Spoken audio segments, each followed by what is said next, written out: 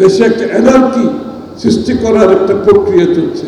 অর্থাৎ এনার্কি সৃষ্টি করে যদি নির্বাচনটা বন্ধ করা যায়, এনার্কি সৃষ্টি করে যাতে গণতান্ত্রিক অর্ডারে আমরা ফিরে যেতে না পারি, যার জন্য শেখ হাসিনার বিরুদ্ধে আমরা লড়েছি এত বছর। এই প্রক্রিয়াকে চলতে দেওয়া যায় না। বিএনপির জাতীয় স্থায়ী কমিটির সদস্য আমির খসরু মাহমুদ চৌধুরী হয়ে বিএনপি একমাত্র দল যারা বিচারহীনতা বিশ্বাস নকরে। এতাল্লাই দলের নেতাকর্মীদের বিরুদ্ধে হন অভিযোগ পাওয়া মাত্রই তদন্ত করিবার আগেই বহিষ্কার করে দেন। বিএনপি একমাত্র দল 2000-এর কাছাকাছি নেতাকর্মীকে বহিষ্কার করেছে। সুতরাং এই ব্যাপারে বিএনপি অনড় থাকবে, ক্ষমতার বাইরে থাকুক, ক্ষমতায় থাকুক, আমরা এই ব্যাপারে অনড় থাকব। মার্চের 22 তারিখ শনিবার চট্টগ্রামের সাংবাদিকদের লগে চট্টগ্রাম মহানগর বিএনপির উগ্গা মত বিনিময় সভা, দোয়া ও ইফতার মাহফিল অনুষ্ঠিত হয়। এ সময় প্রধান অতিথির বক্তব্যে তিনি এসব কথা হয়। বাংলাদেশ জাতীয়তাবাদী দল একমাত্র দল যারা ইম্পিউনিটিতে বিশ্বাস করে না, অর্থাৎ বিচারহীনতায় বিশ্বাস করে না।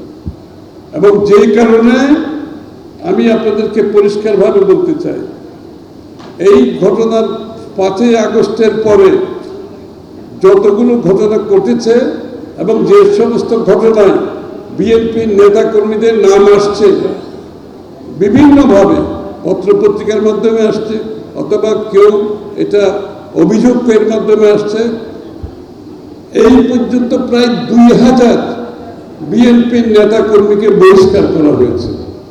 বাংলাদেশের কোন দল এই এক্সাম্পল সেট করতে পারে না।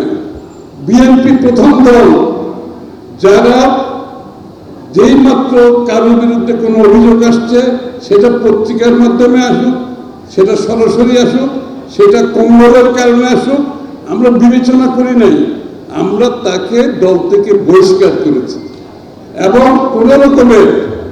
কোন রকমের ইনভেস্টিগেশন ছাড়া আমরা বহিষ্কার করেছি। এই প্রশ্নটা আমি নিজে দলের মধ্যে তুলেছি যে এই যে বিএনপির নেতাকর্মীদের কোন রকমের যে তদন্ত ছাড়া বহিষ্কার করা হচ্ছে, এর মধ্যে দেখা যাচ্ছে অনেক নেতাকর্মী কিন্তু এই সমস্ত কাজকর্মের সাথে জড়িত না। একটা মিথ্যা তাদের বিরুদ্ধে অভিযোগ দিয়েছে হয়েছে, কিন্তু বিএনপি সেটার জন্য অপেক্ষা করছে না।